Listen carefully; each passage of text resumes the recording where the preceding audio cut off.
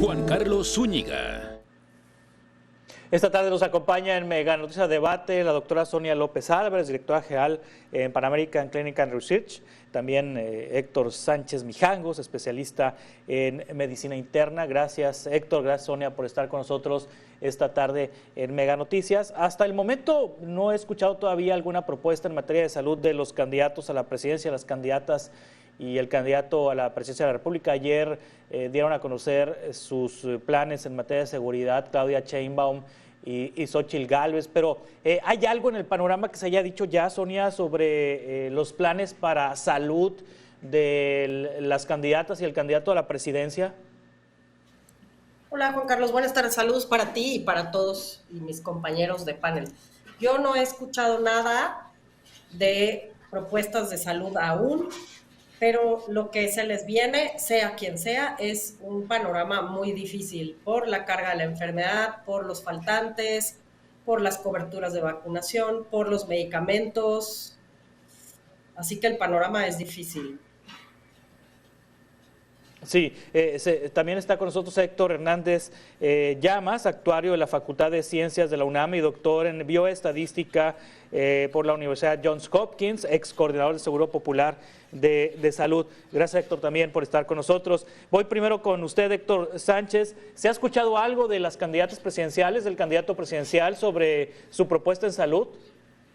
Desgraciadamente no hemos escuchado nada. Lo que se ha manejado es el asunto de seguridad, que obviamente es muy importante, pero la tragedia que vivimos en el sector salud, en la atención médica diaria, en los faltantes de medicamentos, en la carencia de camas hospitalarias, los pacientes están siendo atendidos en los pasillos sin las medidas mínimas necesarias para darles una atención siquiera razonable. La destrucción de los sistemas de distribución de los medicamentos y ahora una idea loca de una megafarmacia que no va a servir para nada. Como bien decía Sonia, el asunto de la carencia de vacunas en los niños. Tenemos encima una epidemia, una pandemia de sarampión y nuestros niños no están revacunados, no están vacunados muchos de ellos. Y vamos a enfrentar un problema muy grave de salud, varias crisis de salud en los siguientes meses. Sí, Héctor Hernández, ¿usted ha escuchado algo? Tengo conocimiento que en el equipo de Xóchitl Gálvez se ha constituido un grupo de expertos en materia de salud con diversas disciplinas que están, como ya bien se señalaba, a partir de una situación sumamente complicada, por no decir desastrosa, cómo reconstruir el sistema de salud. Se ha centrado la discusión en lo relativo a la provisión de la atención médica y la salud es mucho más amplia y comprensiva que el solo muy importante aspecto de la provisión de servicios médicos. Recordemos que el Seguro Popular no proveía servicios, era un sistema de financiamiento que garantizaba y aseguraba a las personas afiliadas al sistema de protección social en salud, conocido como Seguro Popular, el acceso sin gasto de bolsillo a un conjunto de servicios esenciales, le llamamos, de salud. Distinguíamos esta vieja clasificación de Level y Clark de mediados del siglo pasado, de los niveles, famosos niveles, y reconocíamos dos grupos de padecimientos que deberían de ser atendidos por los servicios médicos. Uno eran los servicios esenciales y el otro los padecimientos de alto costo y baja incidencia por el Fondo de Protección de Gastos Catastróficos. Destaco que en el rediseño del financiamiento también se garantizaba los fondos requeridos para los servicios de salud pública en el denominado FASA, Fondo de Aportaciones para los Servicios de Salud a la Comunidad. Y esto pues ha prácticamente desaparecido de la discusión y tiene que ver con una serie de medidas de carácter fundamentalmente de promoción de la salud y de prevención de enfermedades. Una de las dimensiones, bien lo señalaba ya Sonia y Héctor, tiene que ver precisamente con las catastróficas niveles de cobertura de vacunación, incluso los esquemas básicos para la población infantil. Hace 30 años el doctor Kumate emprendió y logró con éxito el programa de vacunación universal, que posicionó a México entre los primeros lugares en el mundo. Y esto en el transcurso de los últimos 5 o 6 años, si bien había venido disminuyendo, se vino muy por abajo. Hay una amenaza de que haya brotes de enfermedades que ya, gracias a los niveles de vacunación que se tenían, estaban prácticamente extinguidas en nuestro país. Sí, en este momento el modelo que funciona en el país, Sonia López, y que recientemente se ha implementado es el modelo IMSS Bienestar. ¿Qué deberá hacer el siguiente gobierno con este modelo? ¿Continuarlo o de plano desecharlo y crear otra cosa? ¿Qué es lo que usted recomienda? Muchas gracias. Como bien señala el doctor Hernández Llamas, el Seguro Popular era un modelo de financiamiento, luego tuvimos Bienestar, luego tuvimos no sé qué y ahora tenemos IMSS Bienestar, ¿no?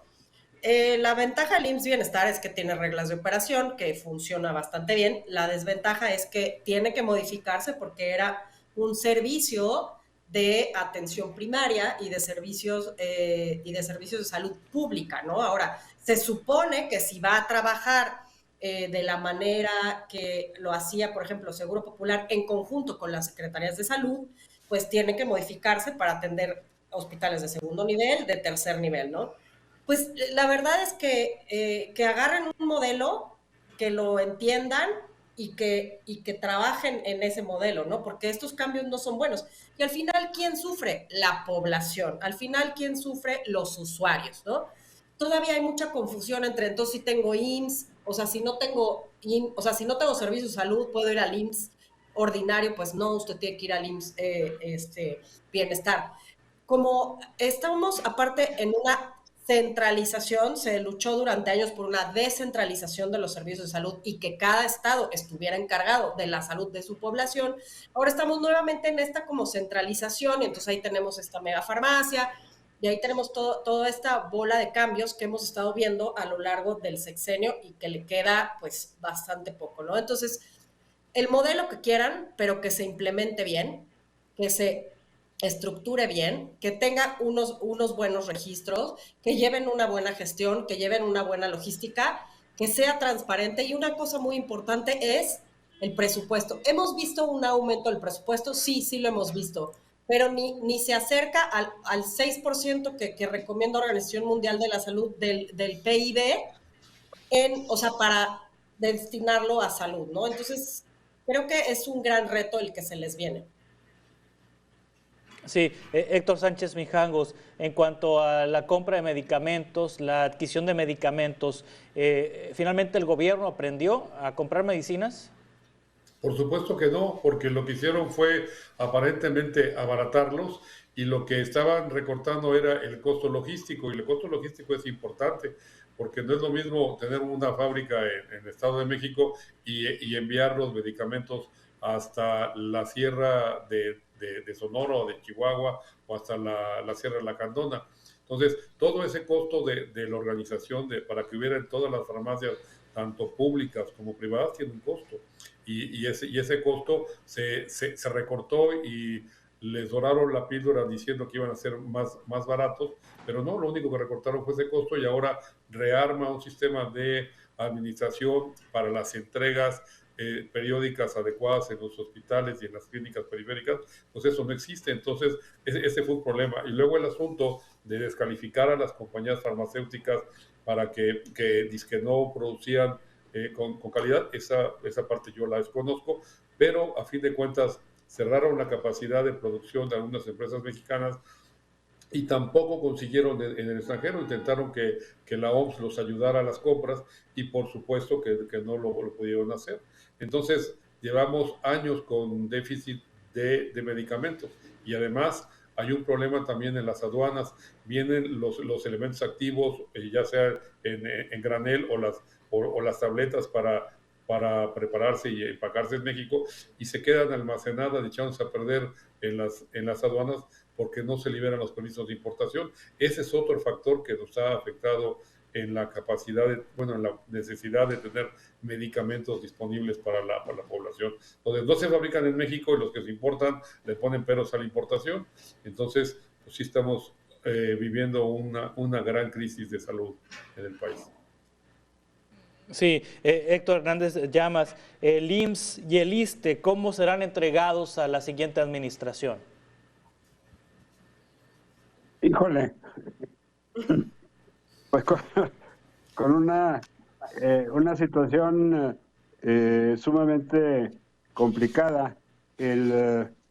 Particularmente me parece que esto es más grave en el ISSSTE.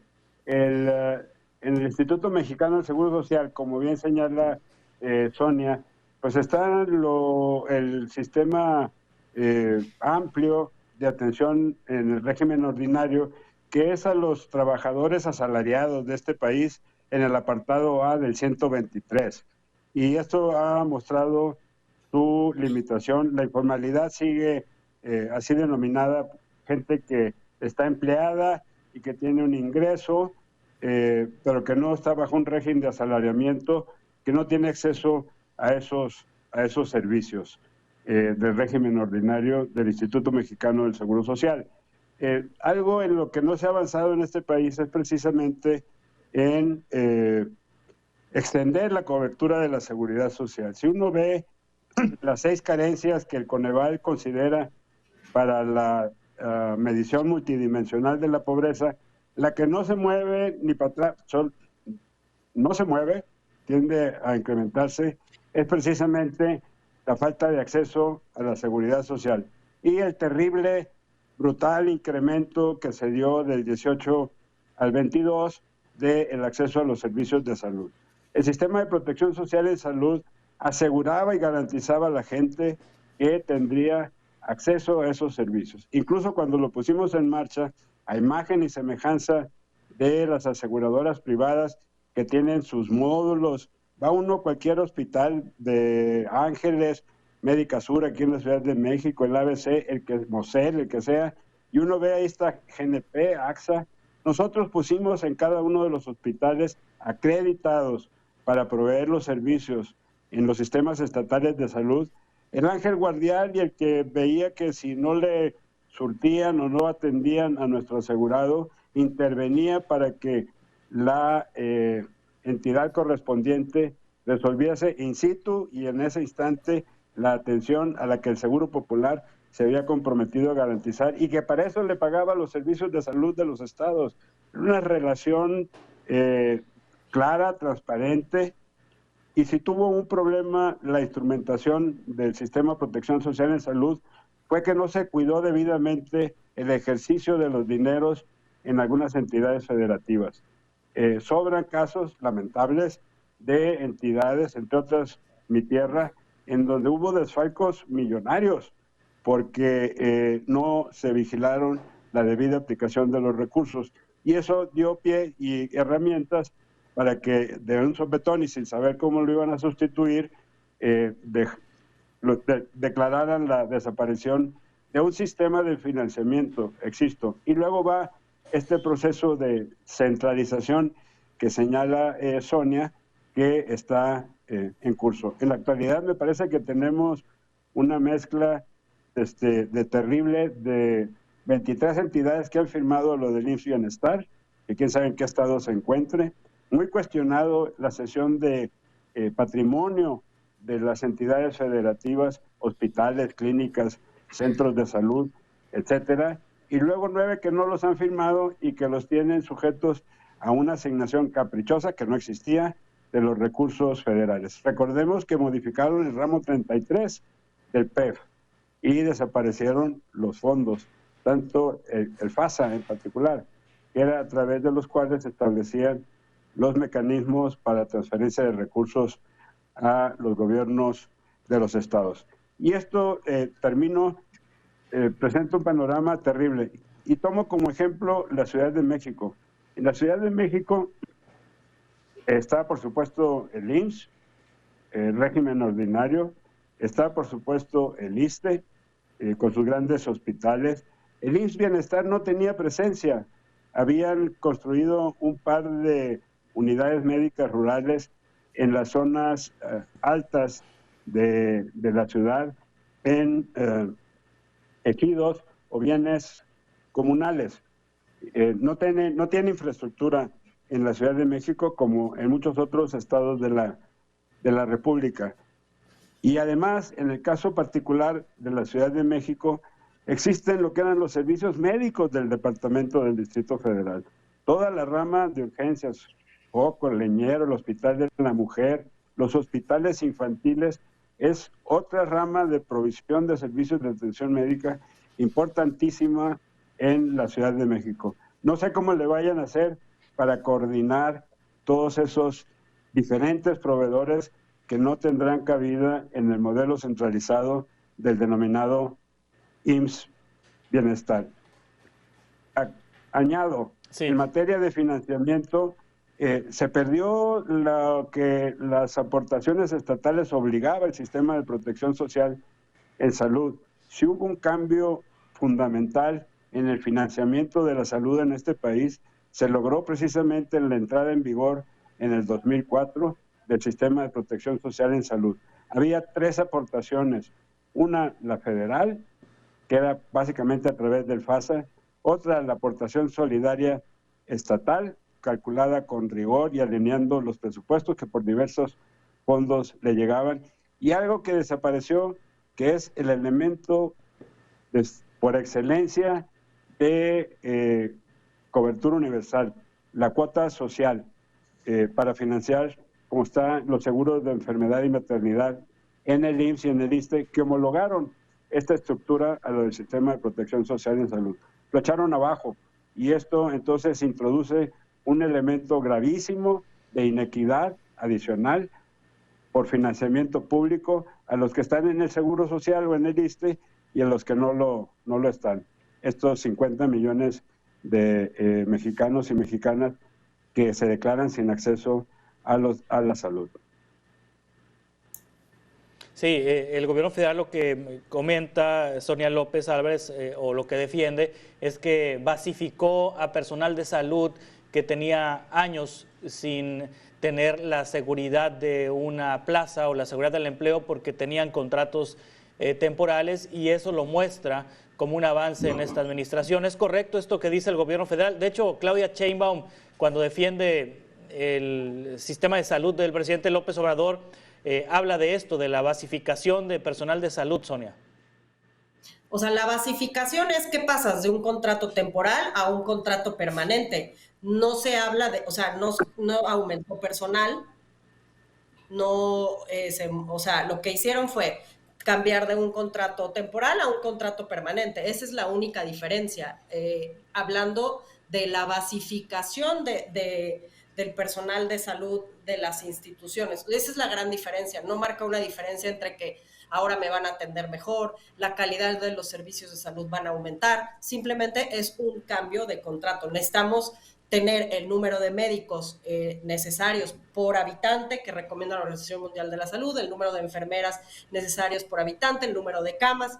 ¿Qué pasa? Habemos médicos especialistas y luego estamos, pues esto lo hemos hablado muchas veces, ¿no? Están centralizados en diferentes ciudades, en ciudades más grandes, y entonces, por ejemplo, después de la pandemia sabemos que muy pocos neumólogos, muy pocos intensivistas. Por ejemplo, en el norte hay ciudades donde hay un médico especialista para toda la zona, ¿no? Entonces, eso es lo que hace que haya como un acceso a los servicios.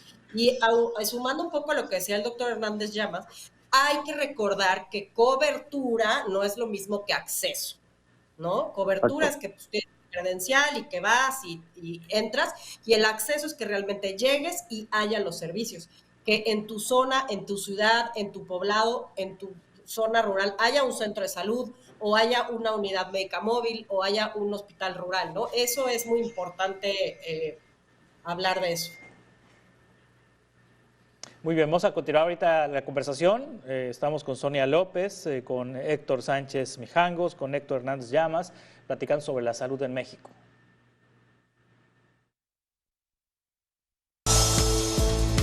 A debate con Juan Carlos Zúñiga.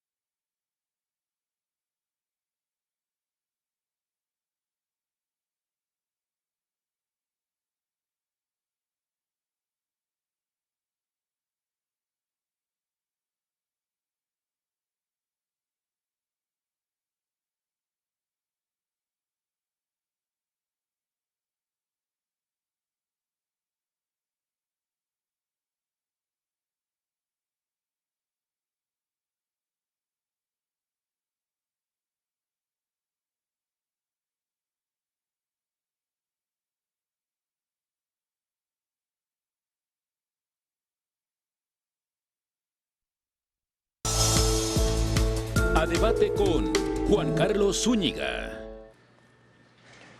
El Instituto Mexicano del Seguro Social sigue en crisis. En 2018 el desabasto de medicamentos era del 5%, aumentó hasta 8% en 2022.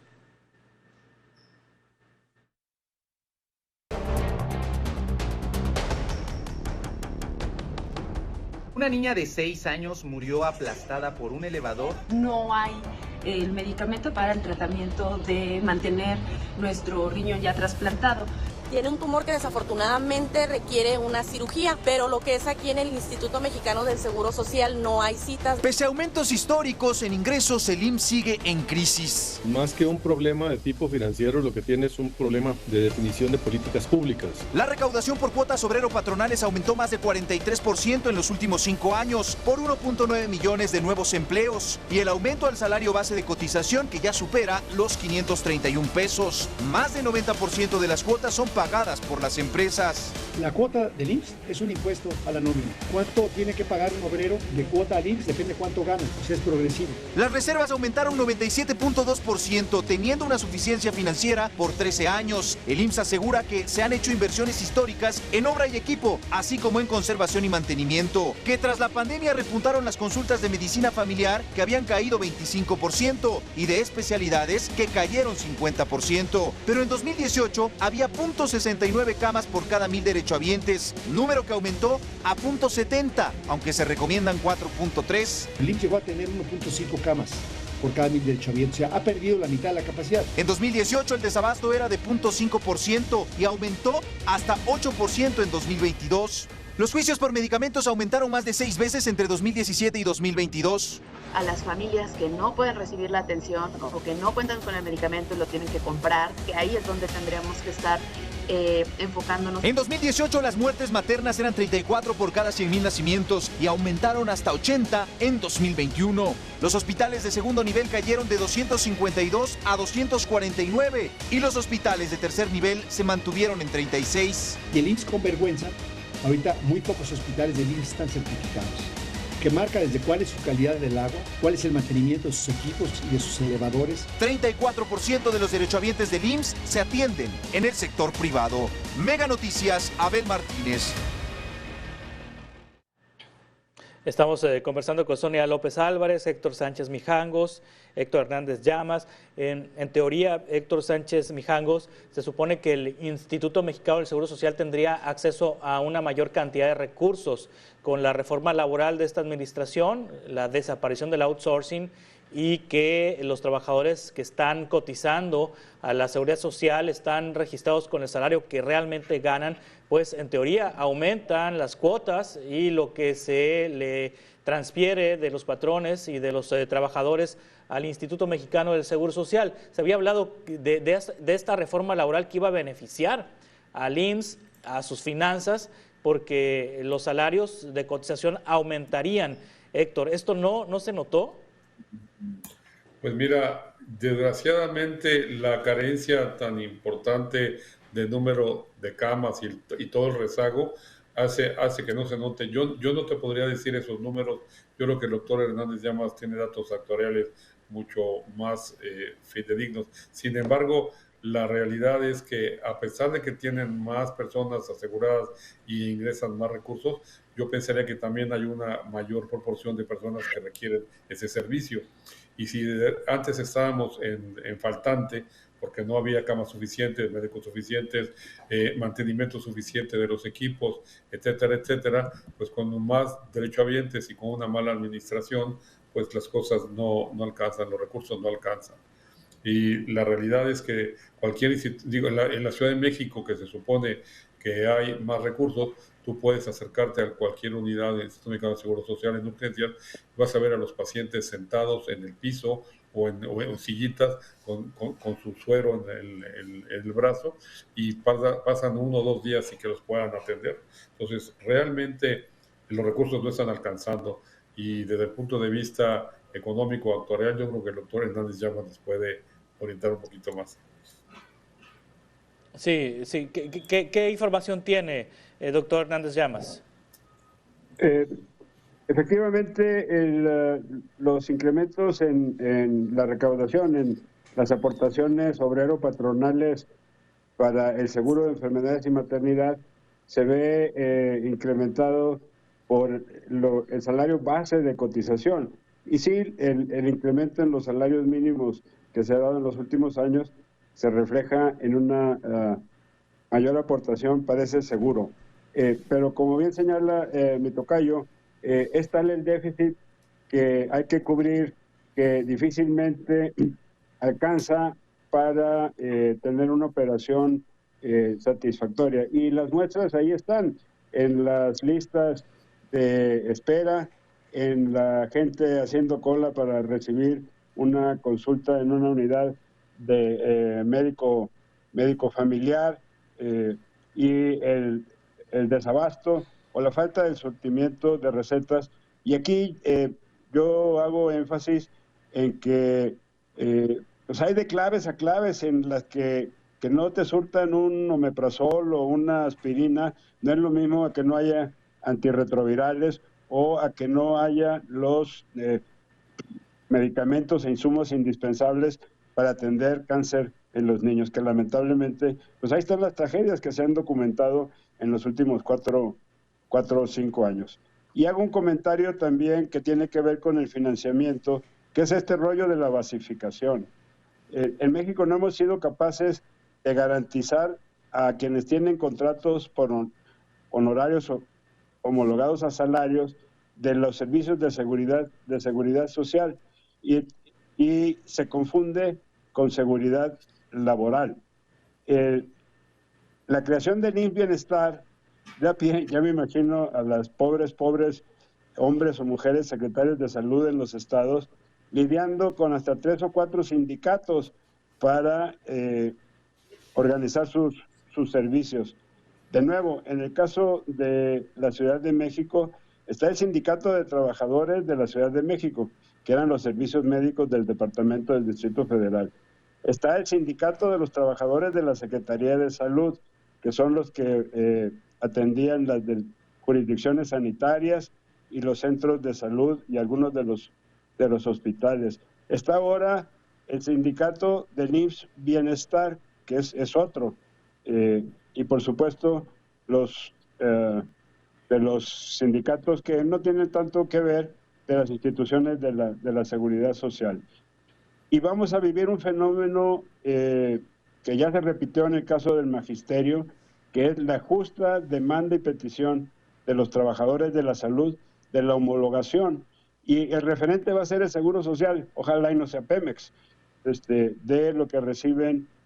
No estoy cuestionando si es justo o no, simplemente la enorme diferencia que hay entre los salarios y los diversos ingresos que tiene un trabajador médico, enfermera o técnico en salud en el Instituto Mexicano del Seguro Social vis a vis un trabajador de la Secretaría de Salud o de los servicios médicos de la Ciudad de México. Y el IMSS Bienestar, pues ni se diga, ahí están ya los reclamos de homologación, entonces vas a tener a un médico contratado por el IMSS Bienestar bajo ciertas condiciones generales de trabajo, a un lado de un médico que tiene N años basificado en la Secretaría de Salud y que goza de otras prestaciones, y comparándose con su colega de al lado que tiene mucho mejores condiciones laborales porque forma parte del régimen ordinario del Instituto Mexicano del Seguro Social. Han armado una situación que realmente eso no existía como tal. Da pie este afán de centralización en desorden a generar lo que será un enorme conflicto laboral para quien se haga cargo del sistema de salud en el país a partir de la próxima administración federal. Sí, Sonia, la justificación para desaparecer el Seguro Popular, ya nos lo recordaba Héctor Hernández Llamas, del actual gobierno, fue que un asunto de combatir la corrupción, que los estados pues les pasaba el gobierno federal el dinero y se lo gastaban en otras cosas, los gobernadores agarraban ese dinero y se lo gastaban en otras cosas y no en temas de salud, y lo que decide el presidente López Obrador y la administración es cancelar el Seguro Popular y centralizar todo. ¿Esta centralización ha significado menor corrupción en el sistema de salud de nuestro país? Pues la verdad es que esta centralización, pues yo no sé si sí ha mejorado o ha eliminado, como dicen, la corrupción, pero lo que sí es importante es recordar que cada estado debería o es el responsable de la salud de los habitantes de su estado. En cuanto a esta centralización, después de años de la descentralización, pues creo que no es tanto una centralización de los servicios, sino como tener todo bajo control, todo controlado. Si había corrupción o no, yo no la sé. Lo que sí es verdad es que se cerraron muchas fábricas, se cerraron distribuidores y todo, pero hay que entender que no se estaban haciendo las compras a tiempo. Casi todas las compras de medicamentos, de vacunas, por ejemplo, se tienen que proyectar y se tienen que hacer desde un año antes, ¿no? Entonces, ¿qué estaba pasando? El gobierno de pronto se acordaba que tenía que vacunar niños y en ese momento quieres comprar vacunas. No se puede por un lado y no se puede por el otro, porque todas las producciones ya se hicieron, ya se vendieron, ya se asignaron, ¿no? Y entonces eso nos tiene en estos problemas. El que los estados pudieran comprar por su parte ciertos insumos también era algo bueno, porque yo, ¿para qué le voy a asignar, por ejemplo, dinero para fumigar, o sea, en un estado donde, por ejemplo, no hay dengue, ¿no? Cuando ellos necesitarían otra cosa, y por eso había el que cada estado tuviera cierta partida presupuestal para, pues, las compras específicas de su estado. Hay que recordar que en 2013 se modificó la ley de la asignación de dinero del Seguro Popular para que el dinero ya no llegara a la Secretaría de Finanzas del Estado, sino que llegara directamente a la Secretaría de Salud, por ejemplo, ¿no? Evitando pues que se compraran otras cosas que no se deberían de comprar, y cuando te iban a auditar recordaras que tenías que haber comprado unas camionetas o haber comprado motomochilas para fumigar, ¿no? Entonces, ese cambio fue importante porque entonces cada estado tenía este presupuesto y decía, pues yo necesito comprar este medicamento o este.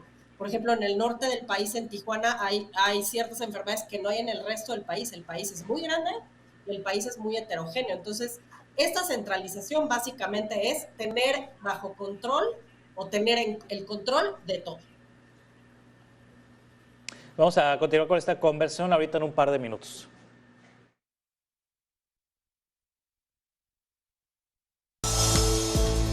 A debate con Juan Carlos Zúñiga.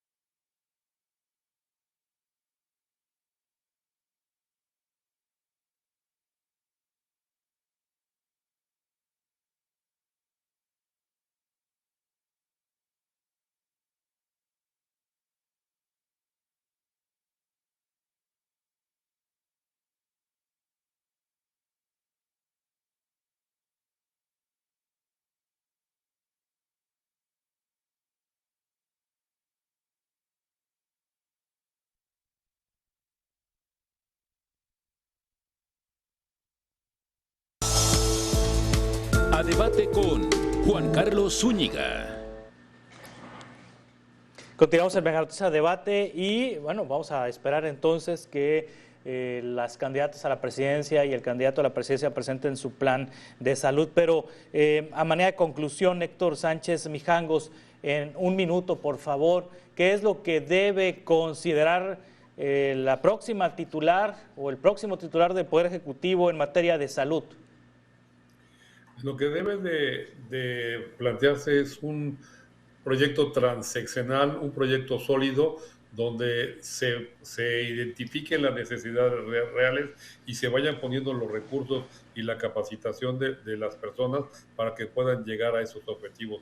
El problema es que si se siguen haciendo ideas que se les ocurre en un momento de hacer una megafarmacia para paliar un problema, pues no va a funcionar. Tiene que ser un proyecto integral para todo el país, contemplando la diversidad que tenemos en los distintos estados y teniendo presupuesto suficiente. Hay que incrementar el gasto del PIB en la inversión en salud, cercano al 6%, tener el número de médicos y enfermeras que se necesita para dar una atención adecuada y no estar vendiendo mentiras de que vamos a tener un sistema de salud como el de Dinamarca. O sea, realmente requerimos un estadista que se siente a analizar y a planear un sistema de salud integral para toda la población. Sí, la misma pregunta de Héctor Hernández Llamas, ¿qué debe considerar la próxima presidenta de México?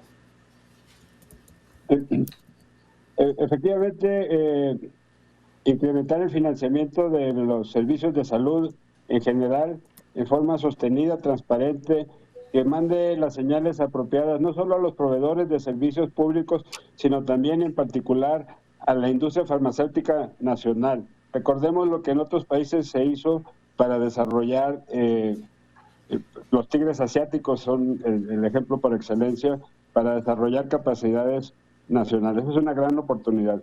El otro asunto que me parece que hay que ver es desagregar los problemas, y uno que me resulta indispensable de considerar es hacer de lado el fetiche de que si hay un proveedor privado ya es malo. Se dice, es que la salud no es mercancía. No, no es eso. El financiamiento que siga siendo público y justo.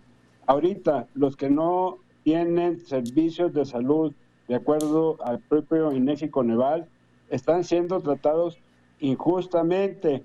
Todos los demás, yo como pensionado y jubilado del ISSSTE, recibo mi cuota social que el Estado mexicano, por conducto del gobierno federal, pone al ISSSTE para que me provea los servicios, malos o buenos, o no.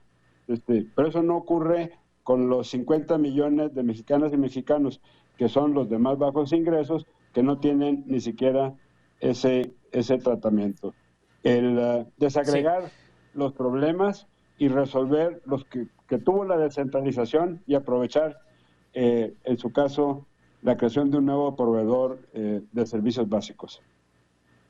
Sí, Sonia, me quedan 30 segundos. Una conclusión, por favor, para la próxima presidenta o presidente de México. Pues políticas de salud claras, bien establecidas, con buena organización y compartiendo como dice el panel, sin ocurrencias. Muy bien, gracias Sonia López, gracias Héctor Sánchez, Héctor Hernández, gracias. Estamos en contacto para futuras conversaciones sobre este tema.